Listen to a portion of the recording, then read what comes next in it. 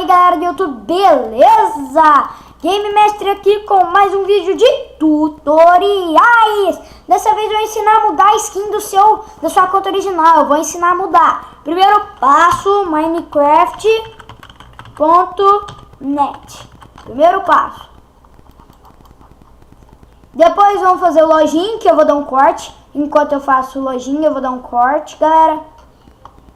Falou. Voltei, galera. Já me registrei na minha conta original. Vamos vir aqui em Profile. Vocês vão ver que vai estar assim, né?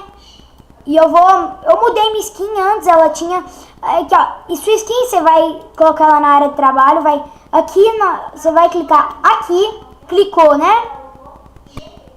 Vai pegar a sua skin que tá na área de trabalho que você quer.